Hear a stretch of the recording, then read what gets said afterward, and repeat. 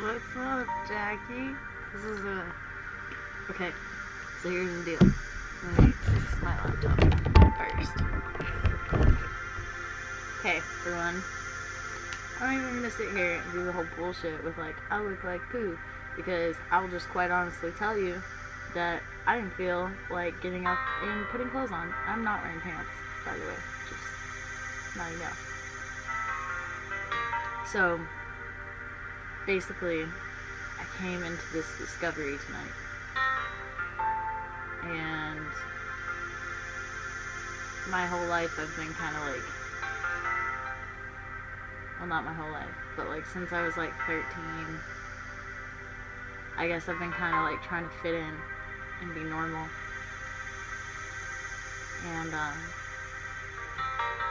and I think that's where the passion thing goes a little bit crazy,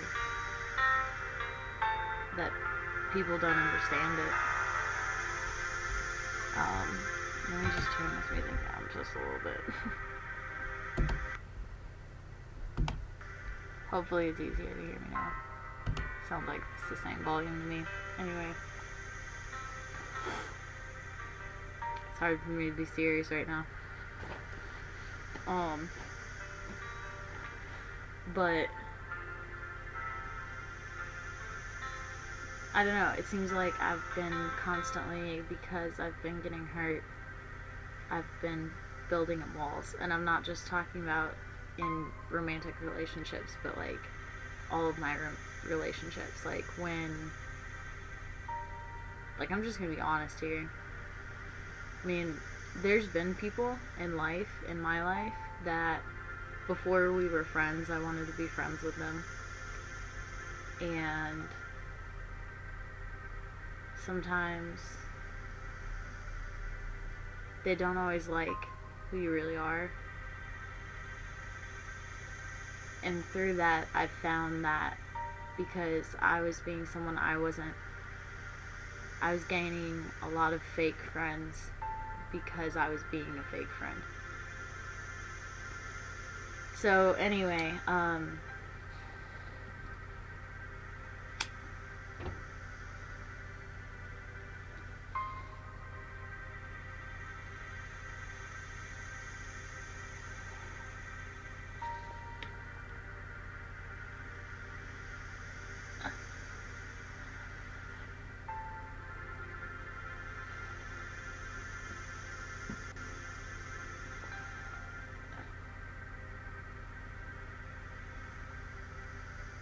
so I found,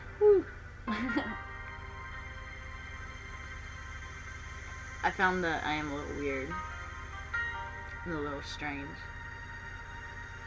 when it comes to being my truest self and being me and being honest. It seems strange because lately when I was being someone else, the past me seems so strange, and I slowly came to this reckoning that like through writing this book and through talking to you again, there's really nobody else that I'm supposed to be besides me. I don't really know, I'm crying right now.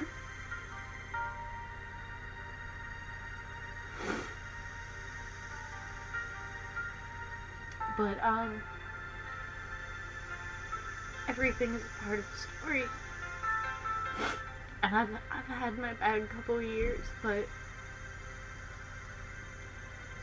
the people that I want in my life are people who want people like me in their lives. And so anyway, I said all of that to say that our society nowadays kind of needs to have labels, because if things aren't labeled properly, then they might get labeled wrong. So,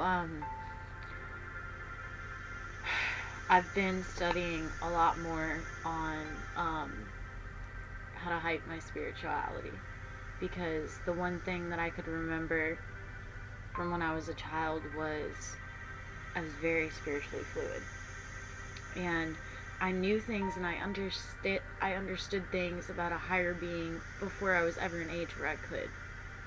And so basically I found out there's this term called Indigo Children, and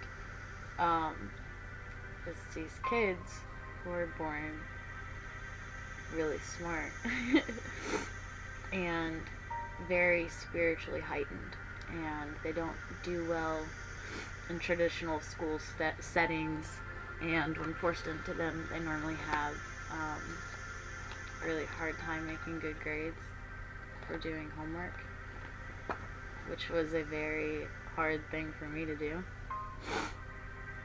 And they're more creative, and they're very expressive of the things that they're most passionate about.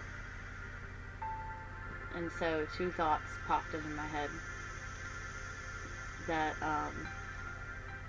when I was in high school, which was the last time that I could really remember not putting up walls. When I was in high school, the two things that I cared about more than anything were dance and you. Because my love was for dance and passion and feeling and love and everything that dance gave me, you gave me too. And dance is another thing that's come in and out of my life over the years for reasons of me stopping myself and really trying to ruin my future.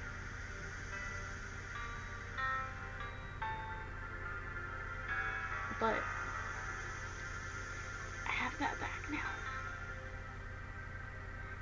And I know what I'm supposed to be.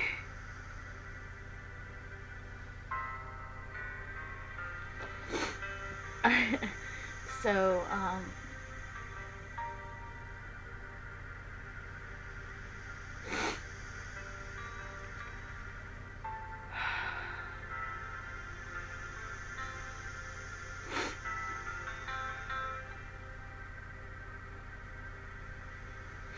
one of the things, one of the capabilities of an indigo child, they said, was telepathy and telekinesis. Powers that we all have that we just don't train because we only use 10% of our brains. I know, like, I need to just light this cigarette already.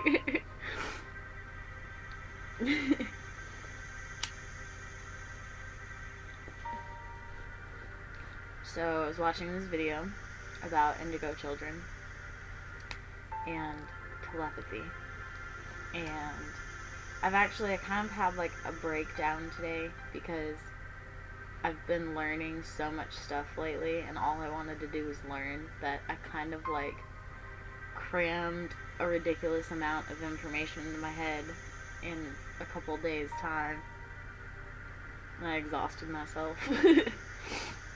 But so tonight, though, I still learned. I still had to learn something, but it was something that I really needed to learn at this point in my life. So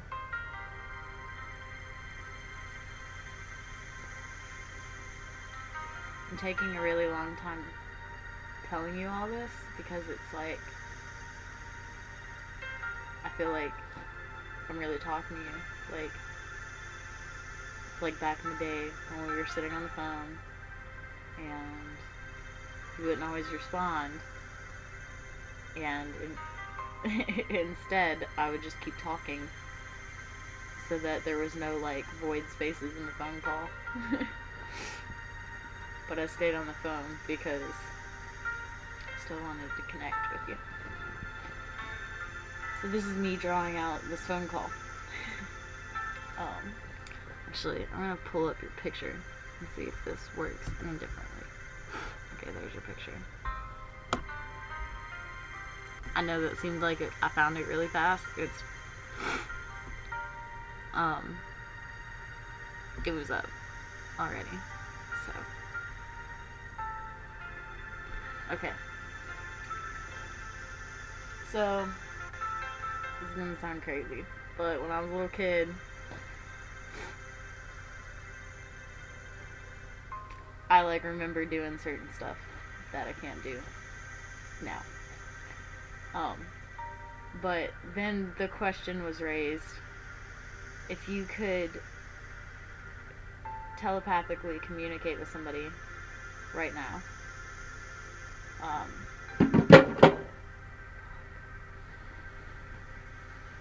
if you could telepathically communicate with somebody right now, who would it be? So duh, I thought of Martha Stewart, but it needs to be somebody you've met, so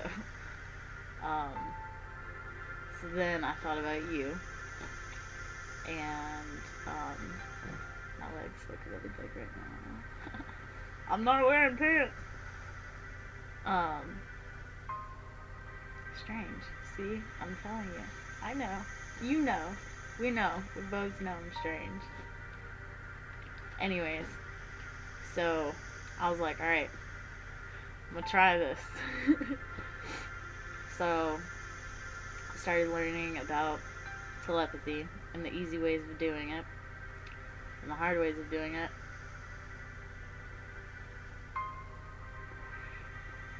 And one of the things it said was to lay down and listen to like meditation music and like picture that person in your head. And so that's why your picture was on my screen, so I could have that and then have my head too. And so tried that. Felt a little effective, but it felt really weird. Like, I'm just being honest. It felt really weird. Like, it said that you should lay down and close your eyes and speak to that person out loud. And I couldn't do that. So I got up. Okay, I don't want you to think also that me not wearing pants has anything to do with this. I just don't want to be wearing pants. I don't know if you were thinking that. If you were, that's weird, and it proves my point that you and I have a mental connection. If not, that's weird, because I just admitted that I was thinking about that in that way. That is just because I'm kind of a perv.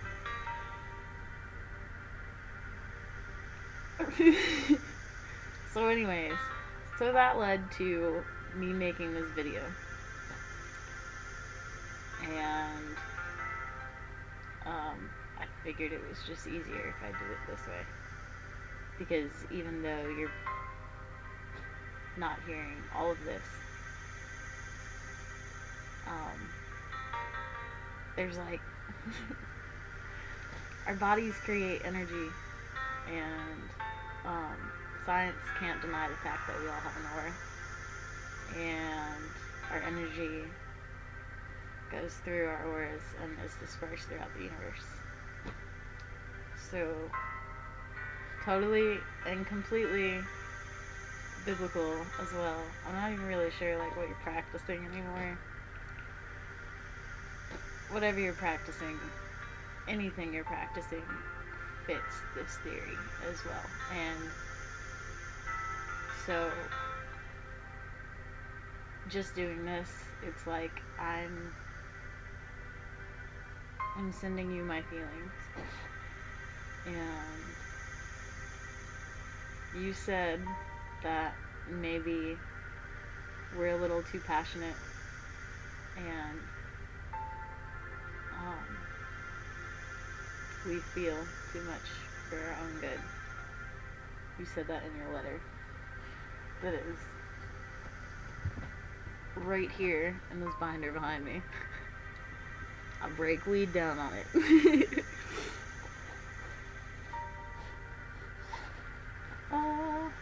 See, like, this is cool too, because I have something that, like, you've touched, you know, and it's like, even though your handwriting is, like, sloppy, quite honestly, I was never really able to read your handwriting with ease, so there's that. And secondly, it was like I could see the parts that you were writing that you were most passionate about, and in turn it was like I was hearing your voice in my head and I could feel you. Also, random, weird, I am too passionate for my own good. Want to know why? I'll tell you why. Because the other day, I hang out with all dudes. I hang out with all dudes. My friend Sam's been coming around lately and kicking it, but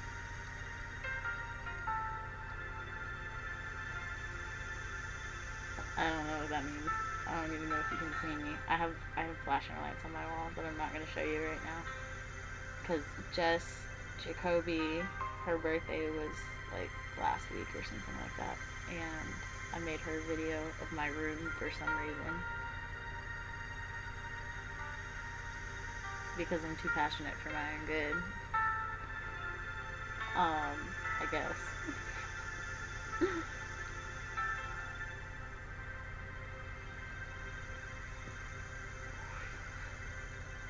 I hope you know I love you. Because, like, as much as I want to say this is weird for me to do, it's so relaxing. And I wish I could hear your voice. And maybe you'll get this part of the conversation somehow through, like, a little tube. Maybe if I blow you a kiss, you'll actually get it.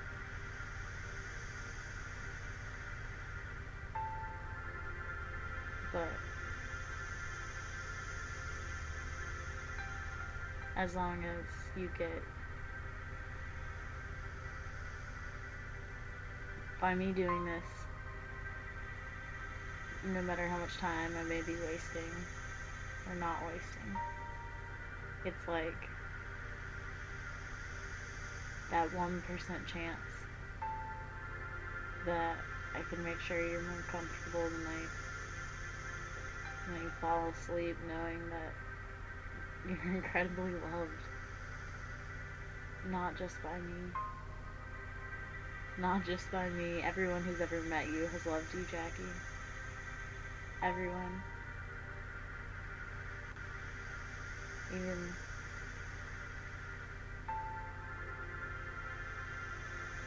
the people who have hurt you.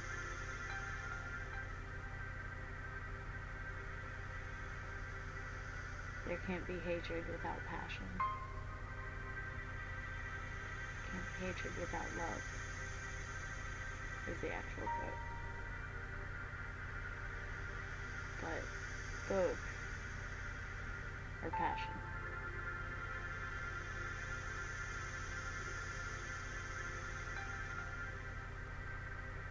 And I know everything's gonna be okay. Everything is gonna be great, is what I kept chanting when I was laying here. Our lives are gonna be great. There's so many great things in our future.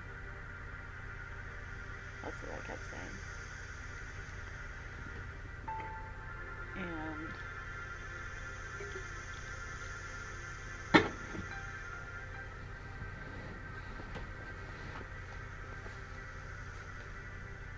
I love you, Jackie. I don't remember what I was talking about, but I need you to know that I love you. I want you to know that I love you. After all, is it desire more than a necessity? I want you to know.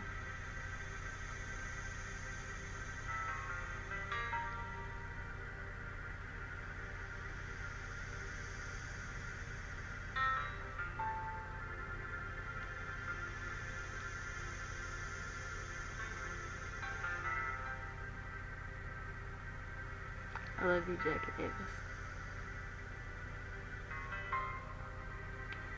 Probably more than I've loved a lot of people. They say you're supposed to love your families more than anybody, but quite honestly, I love you more than my mother. I should not have moved. Well, no regrets. No regrets, but my mom was crazy, and I think maybe I had to move home just to know that. She wants to be an indigo child now. My family is full of hypochondriacs, and they think that it's like a disease because it's most often misdiagnosed as depression, anxiety, or ADD, which I have been like examined for, all of which I only came out with depression and anxiety. Although Mr. Lodini used to tell my mom I needed to be diagnosed with ADD, but he's not a professional. He's a teacher at Western Lane.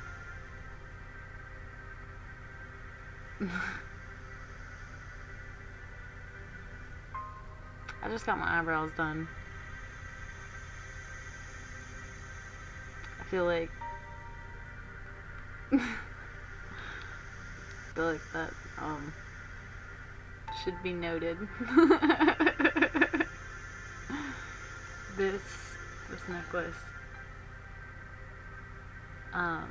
when I left Pennsylvania, I moved in with my mama and my papa Johnny, and him and I got really close when I lived there, and he was the only person I told that I was moving out to LA, and I left, and he was the only person that I wanted to keep with me, you know, that mattered, kind of. As far as my family went, he was the only person who supported me 100%, no matter what that meant I was going to do. And I moved out to LA, and after Alina and I broke up, I moved in with Johnny, another Johnny, who was a Mexican greaser, and one of the most incredibly sweet guys I've ever known in my life. And he's like that big brother I never had, you know. And at first I was really scared of him, because like, picture, like, remember how Ryan Gracia like used to look, but then now he's all like beefy and muscly and a cop, but still smokes weed.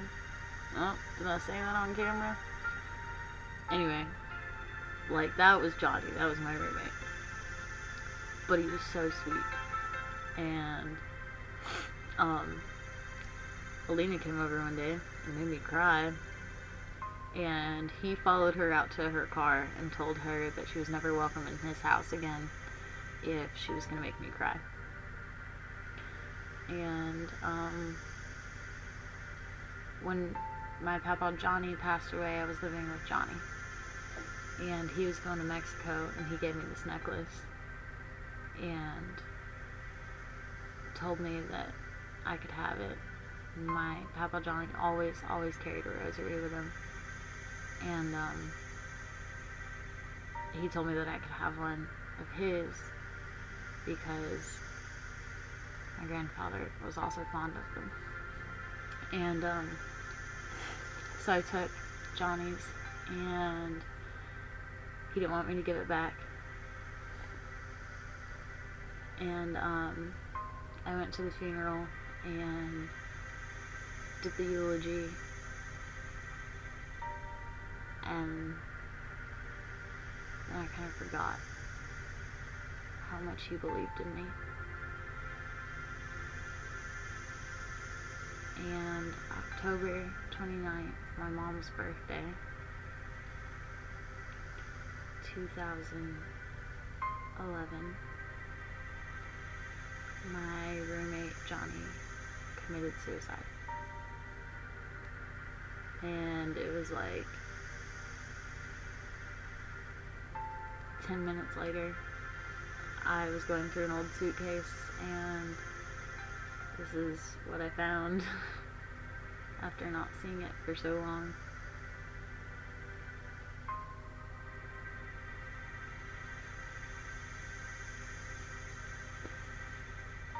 But they both believed in me. Even Mrs. Evans, when, like, I really didn't think she believed in me. I think she believed I would go as far as I would allow myself to go. And unfortunately, I stopped. I didn't have passion anywhere in my life. And I went out to LA, and LA was about me figuring out gay Haley. Because even though it shouldn't be a very big part of my life, because of the life path I've been given, it is a very big part of my life. Some people just say I'm gay and that's it. But as sure as that seemed in high school, it was nothing until I got out to LA and saw love and passion between men and women, men and men, women and women, and I saw it all the time. I met a girl named Allie who you told me to be myself with. And I didn't understand it at the time, but Allie was supposed to be in my life in a different way. Because she did not like Haley. At all. She did it first, and then I got all like, oh my god, I want to see you, you're so awesome, you inspire me. Like, she was a dancer, and professionally, like, very good, and so I just, like, clung to her with everything in me, and she had to smash my heart to get me feeling what passion and pain was like again. And she told me that I was never going to amount to anything, because all I ever did was sit on my ass and talk about the glory days, and I wouldn't get up and just go to an audition, because I would get auditions and I wouldn't go to them.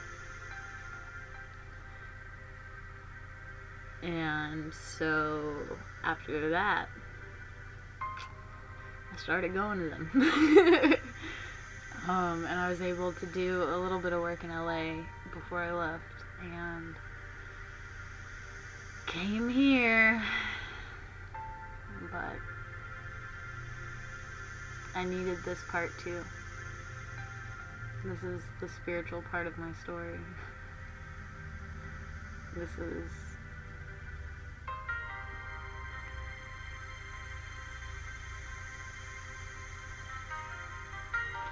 This part of your aura is passion.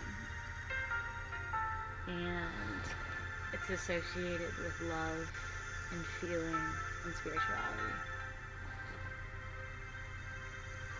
And we're strengthening this right now.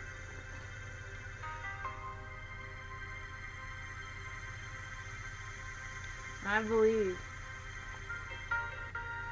I believe again 100% that I have an incredible life planned for me. Because you come in and you see me all together. It's like once I realize it's broken, and once things have started to tear in my life, you've come back in. And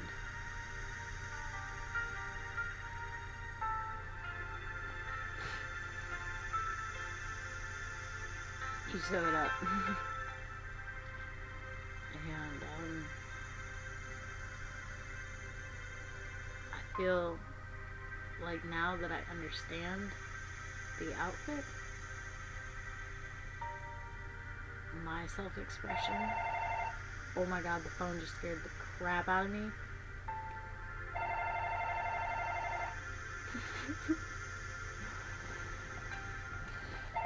I don't know who's calling me now. This is the business phone. I just had to dig it out of a fish tank. I just had to dig this out of a fish tank, no lie. Because this is the business phone. It says telemarketer. I'm not just being a bitch. It's 9:02 p.m. That's probably not right. No? Well, it's 9:03. My computer says so. That's more right.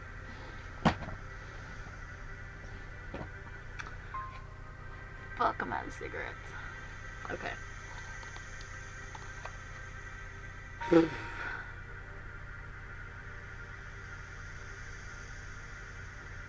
So this is like progression.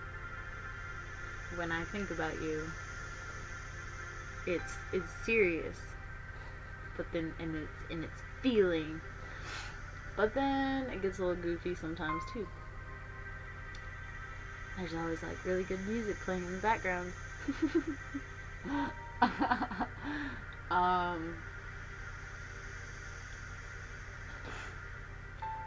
I'm really not looking forward to the cold weather up there. I have to put pants on. Okay, look, alright, seriously, I'm not gonna complain about this. I'm gonna make a conscious decision to not complain about this. But all I have to do right now, if I want cigarettes, is put pants on and grab some money, because cigarettes aren't free in the South, and walk out that door, and there's a gas station. But I have to put pants on. I went over there one time without pants on. True story.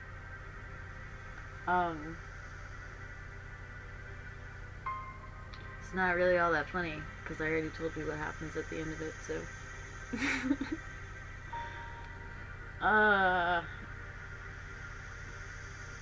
It's like, I don't want to end this video. I don't even know. 33 minutes. Jackie Davis.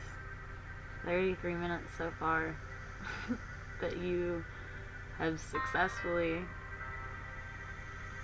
made me talk to a computer screen. Like I said, I'm a little bit strange.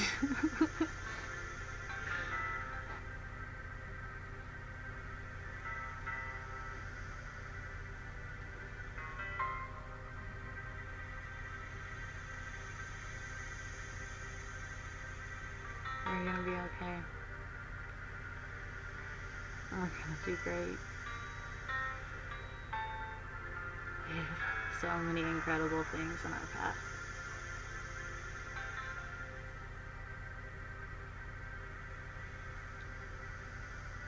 I love you, Jackie.